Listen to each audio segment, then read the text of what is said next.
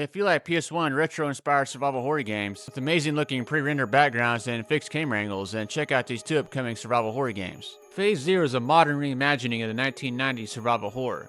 Think PlayStation 1 era classics like Resident Evil and Dino Crisis, with pre-rendered backgrounds, fixed camera angles, and retro-inspired visuals paired with modern quality of life features.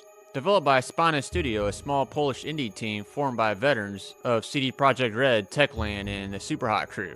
The story unfolds in episodes, each centered around one of two protagonists, and takes place in 1994, during a heavy rainstorm in the fictional harbor town of Flint Peak. A mysterious illness turns the townspeople into grotesque, fleshy monsters, and even overtakes the environment with pulsating walls that bulge red tissue. I tried out the demo and I really enjoyed it. I love the old school PS1 era look, very nostalgic. But what's really great is the use of pre-rendered backgrounds, which they used a lot back in the day due to technical limitations. Has a sense of realism to it and it looks cinematic. The developers use liminal space games as a base for how the levels are. The feeling of being trapped in a space that's usually crowded with people. Very unnerving. They wanted a grounded feel to it, so locations and situations in the game will feel familiar enough to make you unsettled. It's not a jump scare game, the camera angles do that part. It's the kind of game that sticks with you long after you stop playing.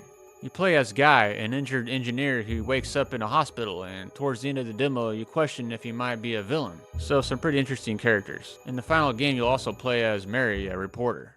Ground Zero is a classic survival horror game that captures the nostalgia of retro horror titles with fixed camera angles and pre-rendered backgrounds. Set in a devastated South Korea, Ground Zero challenges players to uncover the truth behind a mysterious meteor impact that has reduced the nation to ruins and transformed every living thing into a monstrous threat.